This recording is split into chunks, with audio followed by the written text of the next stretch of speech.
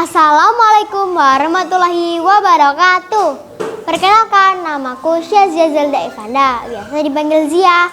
Aku akan menyampaikan kisah Nabi Yusuf dan saudara-saudaranya sesuai dengan Al-Quran surat Yusuf ayat 102. A'udzu billahi minasyaitonir rajim. Bismillahirrahmanirrahim. Min amba'il ghaibi nuhihi ilaik wa ma kunta ladaihim id ajma'u wa hum yamkurun.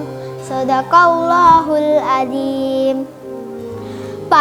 Dikisahkan pada suatu malam Yusuf bermimpi melihat 11 bintang, matahari dan juga bulan. Ia begitu terkesan dengan mimpinya itu. Keesokan harinya, ia menceritakan mimpinya itu kepada ayahnya. Mendengar hal itu, Nabi Yakub sangat senang karena ia tahu mimpi itu bukanlah mimpi yang biasa. Suatu hari nanti Yusuf akan menjadi orang yang dimuliakan oleh Allah.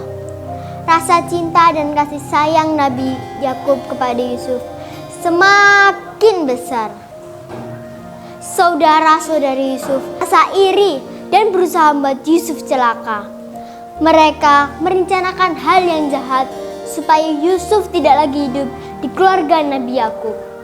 Dengan tersingkirkannya Yusuf dari keluarganya itu, apapun kehendak saudara-saudaranya pasti akan terwujud. Kasih Nabi Yakub kepada saudara-saudaranya pasti akan lebih besar. Demikianlah tipu muslihat saudara-saudara Yusuf.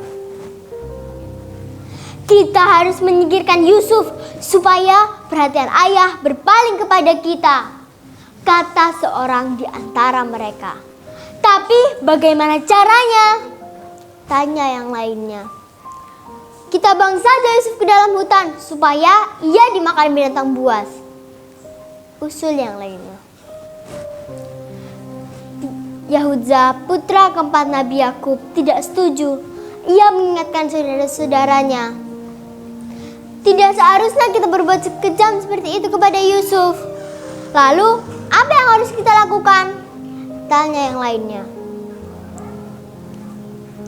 Yahuza tidak tega Yusuf celaka.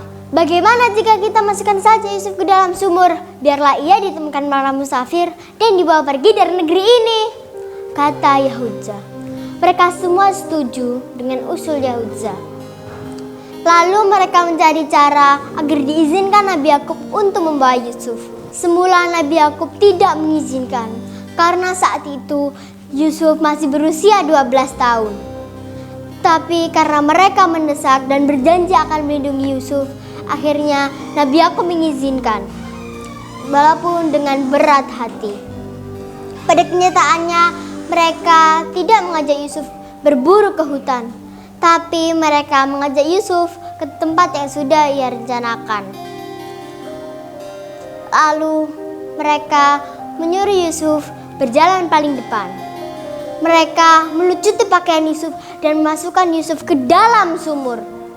Tolong, tolong, teriak Yusuf. Mereka tidak peduli dengan cerita Yusuf, seakan lupa bahwa yang dicelakainya adalah saudaranya sendiri. Mereka meninggalkan Yusuf sendirian di sumur.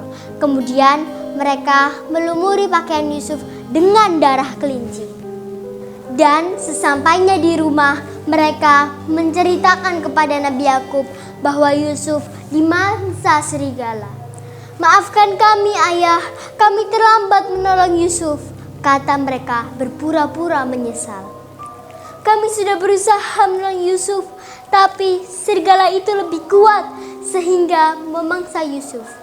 Begitu cerita mereka. Betapa sedihnya hati Nabi Yakub mendengar nasib anaknya.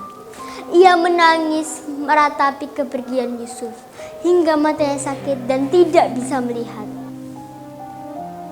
Dengan pertolongan Allah, Yusuf diselamatkan seorang musafir ketika pelayannya mengambil air di sumur.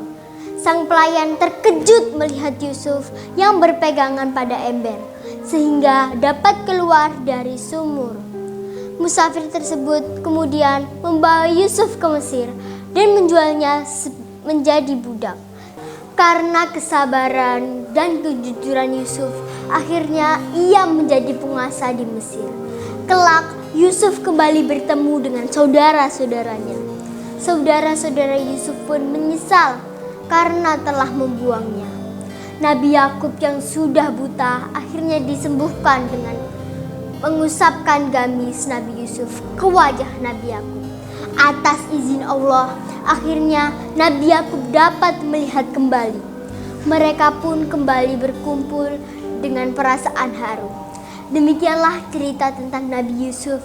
Hikmah yang dapat kita petik dalam kisah Nabi Yusuf adalah Allah akan selalu menolong hamba-hambanya yang sabar dan bertawakal kepadanya.